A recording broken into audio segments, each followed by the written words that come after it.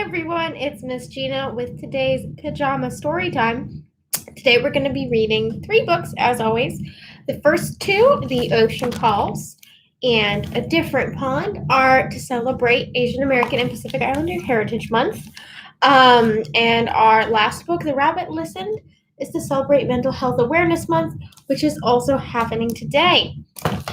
Not today, this month, but I guess that includes today too. So let's start with The Ocean Calls, a Haenyeo mermaid story by Tina Cho. So this is a story that's rooted in Korean culture. And it's dedicated to the hardworking Haenyeo of South Korea, as well as to the water islands and all of the protectors. It's a brand new book that just came in today. It's not even on the shelf yet, but I wanted to share it with you guys. Daeyeon, and I don't know if I'm saying that word right. I couldn't find the pronunciation online, so I apologize if I'm mispronouncing it. Daeyeon and Grandma stretched and watched the sun's first rays kiss the sea. "The ocean is calling me today," said Grandma. "I must dive." "I want to be a Haenyeo like you," said Daeyeon. "You're like a treasure-hunting mermaid." But then Daeyeon remembered the time she jumped off the big rock last summer while visiting Grandma. Water had filled her ears and nose, burned her eyes, and stung her skin. And worse, the deep ocean where Grandma swam was full of sharks and other scary creatures. Daeyeon shivered. There she is, remembering what happened. You can't grow into a mermaid if you don't finish your abalone porridge," said Grandma. Daeyeon held the shimmering blue abalone shell and rubbed her fingers over its holes. Grandma cleaned and boiled the shellfish from her catch to sell, but this porridge she had saved just for Daeyeon. As Grandma washed the dishes, she and Daeyeon practiced holding their breath. 1, 2, 3... 14, 15, 16. Daeyeon let the air escape in a long sigh. Grandma squeezed Daeyeon's hand. "Don't worry, I learned to be a Haenyeo from my mother, and now I will teach you." After breakfast, Grandma put on sunscreen, a diving suit, flippers, a lead belt, and a mask. Daeyeon put on sunscreen, a suit, flippers, goggles, and a snorkel. There she is in her outfit, and there's Grandma. Grandma carried her tools to pluck treasures from the sea. Daeyeon carried hers to pluck treasures from the shore. Together they sang a Haenyeo song. "I eat wind instead of rice, take the waves as my home." There they are walking through a field. There looks like a lot of other people, maybe women, getting ready to go diving and playing along the beach too. On the sand, the Haenyeo trumped, clumsy in their flippers. But as soon as they dove, splash! They swam like mermaids. Daeyeon sat back, feeling like a beached urchin. She wiggled her toes in the tide pool. Grandma popped out of the water, whistling as she let out her held-in breath.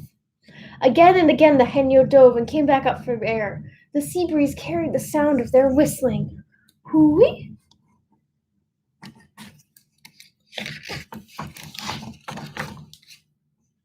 Daeyeon climbed onto her lookout rock. A shell gleamed under the water. There it is. She jumped in to grab it. As the water circled her waist, she shuddered and gasped. That's when Grandma's voice echoed in her head. She said not to be afraid. "The ocean is your home. Know the sea and find its gifts." Daeyeon looked around at the other girls, giggling in the shallow water. She took a deep breath of hope and unclenched her fists. The waves rushed around her ears, but she relaxed when she felt the soft touch of the sea anemone at her fingertips. Maybe I could swim deeper. After collecting 10 sea gifts, Daeyeon heard singing as the orange globes of the Haenyeo's nets floated closer like a giant setting sun. Grandma and the others swam back. Daeyeon rolled around nets up on the shore. "I found pretty pebbles and shells," said Daeyeon. "Beautiful," said Grandma. "Now, are you ready to dive with me?" You think Daeyeon's gonna dive? I'm not sure. Daeyeon set her bucket on a flat rock and looked at the sea. She gulped. What if I can't breathe? What if a shark comes? What if I can't escape? Grandma sang, "Can't you hear what the waves are singing? Saying they're calling to us and to come home." Dan looked into Grandma's sweet eyes, swallowing her fear, and nodded. Side by side they walked. When Dan could no longer feel the ocean bottom, she locked hands with Grandma. "Take a deep breath, calm your mind, and then we'll dive." Down, down, Dan and Grandma dove, but Dan swam right back up. There's Grandma going farther, but Dan doesn't look like she wants to. Dan whistled as she let out her breath. "Whew! Too quick," said Grandma. "Relax, explore." Down, down, down they went, trying again. This time Dan held her breath longer.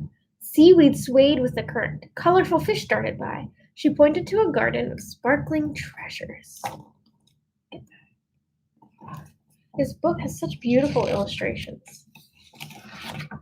Suddenly, Grandma pulled her up, up, up. "Whee! Whee!" They both whistled. "Dolphins!" Grandma pointed. "Dolphins bring hungry sharks." Dane's heart beat faster. She kicked with all her might. What if they couldn't escape? Her arms felt like the lead weights in Grandma's belt.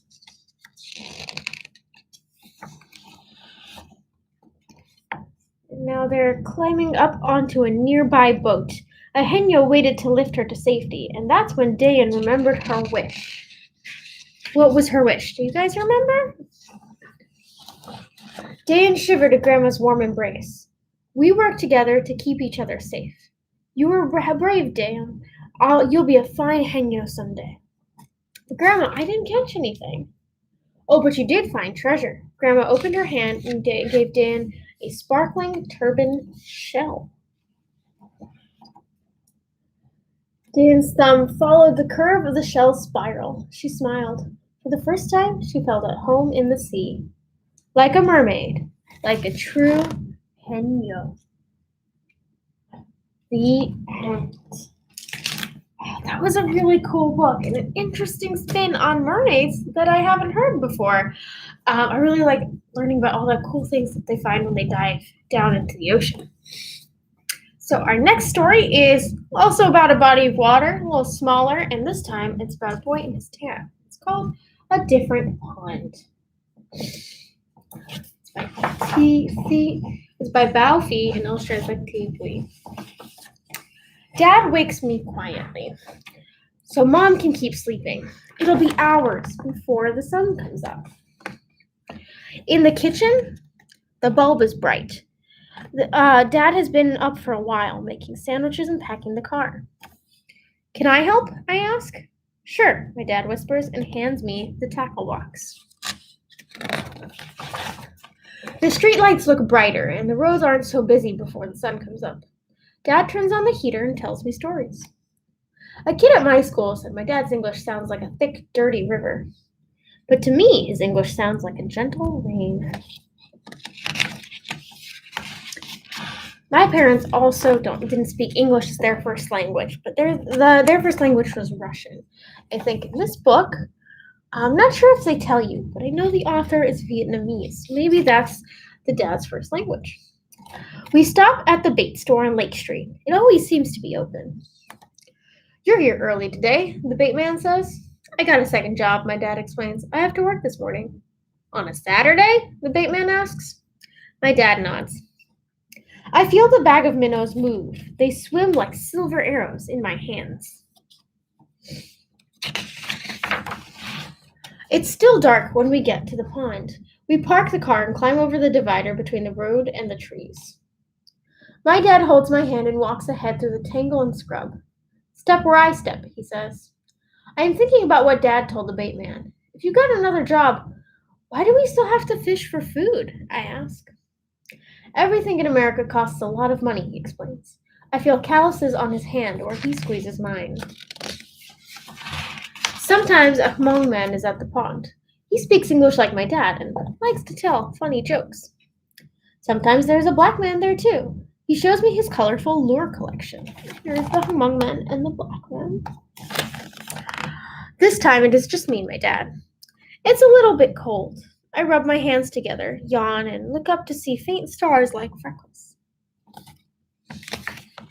As Dad steps up in the clearing, I gather small, thin twigs for a fire. They need to be dry and clean. I count 1, 2, 3, 4, 5, 6, 7, 8, 9, 10, and then 10 more for later. I put some rocks in a circle and set up the twigs, like a volcano, Dad reminds me. I set one on the end of each twig down, the other up, leaning them in so they rest against each other and hold each other up. I get it to light with just one match. Dad nods. You want to put a minnow on the hook? Dad asks. I want to help, but I shake my head no. I don't want to hurt that little fish, even if I know it's about to be eaten by a bigger one. My dad smiles. He isn't upset with me. Dad hands me a sandwich, cold bologna between 2 pieces of bread. Careful of the spicy stuff, he says. There's half a peppercorn, like a moon split in 2, studded in the meat. I used to fish by the pond like this when I was a boy in Vietnam, Dad says, biting into his sandwich. With your brother? I ask. He nods and then looks away. Dad tells me about the war, but only sometimes. He and his brother fought side by side. One day, his brother didn't come home. The bobber dips in the dark and Dad pulls. Got one, he says, almost shouting. A crappie, and soon another. Can I help? I ask. He nods and I use 2 hands to help guide the fish into the bucket. The fish feels slimy and rough at the same time. Dad laughs at the funny face I make. Dad smiles, his teeth broken and white in the dark, because we have a few fish and he knows he will eat tonight. Time to go home. Dad must get ready for work. He washes his hands with a small nub of green and white soap. Then I do the same. I look at the trees as we walk back to the car. I wonder what the trees will look like at the other pond, in the country my dad comes from.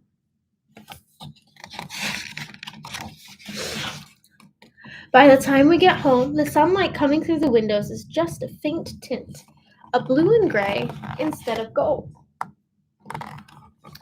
At home, Mom looks tired, but she smiles at the fish in the big white bucket.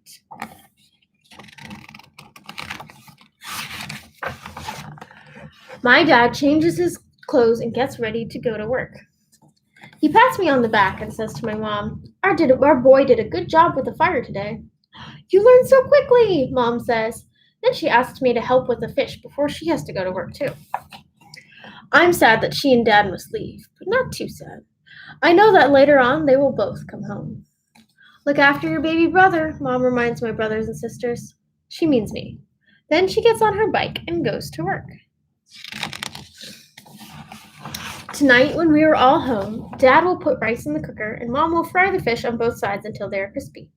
I will bring out the jar of fish sauce that has flecks of chili pepper and carrots floating on top. At the table, my brothers and sisters will tell funny stories. Mom will ask about their homework. Dad will nod and smile and eat with his eyes half closed. Good fish, he will say to me.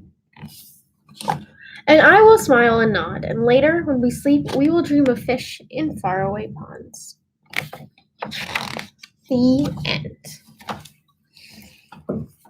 That was a really nice story. I like how it was about, just a boy hanging out with his dad and going fishing together and, learning some new things along the way.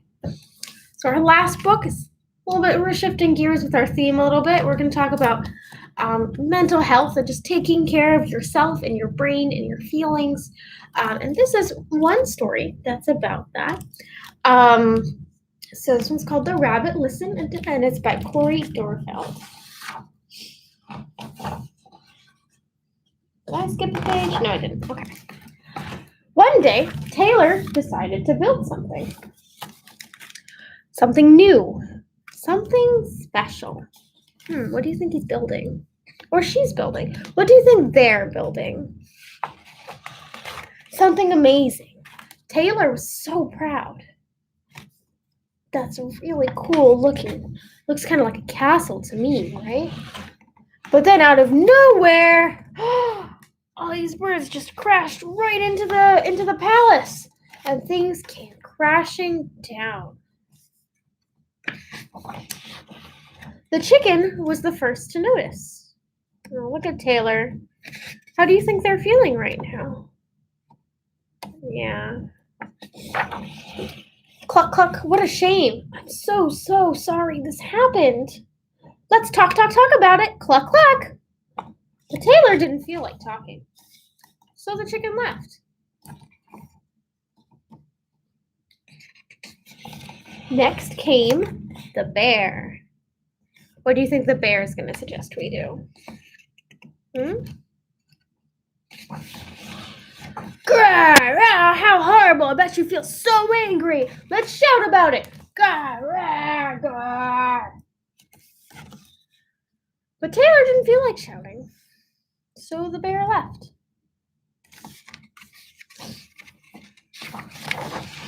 The elephant knew just what to do. Dum-da-da, I can fix this. We just need to remember exactly the way things were. But Taylor didn't feel like remembering, so the elephant also left. What animal do you think is going to come next? Yeah? Okay, let's see. One by one they came. The hyena. Let's laugh about it. The ostrich. Gulp. Let's hide and pretend nothing happened. The kangaroo. What a mess. Let's throw it all away. And the snake. Shh. Let's go knock down someone else's. But Taylor didn't feel like doing anything with anybody. So eventually, they all left. And Taylor was alone. In the quiet, Taylor didn't even notice the rabbit. But it moved closer and closer until Taylor could feel its warm body. Together, they sat in silence until Taylor said, "Please stay with me." The rabbit listened. The rabbit listened as Taylor talked. The rabbit listened as Taylor shouted. The rabbit listened as Taylor remembered and laughed. The rabbit listened to Taylor's plans to hide and to throw everything away and to ruin things for somebody else. Through it all, the rabbit never left. And when the time was right, the rabbit listened to Taylor's plan to build again. "I can't wait," Taylor said. It's going to be amazing. The end. Oh, that was a nice story. So there's a lot of different ways that Taylor had to deal with what happened, right? With the way everything came crashing down. And it looks like the rabbit's way was just what Taylor needed. All right, well, thank you for joining me, guys. It is time for me to wrap up for tonight. Have a good night. Enjoy the great weather. And I will see you next week. Bye.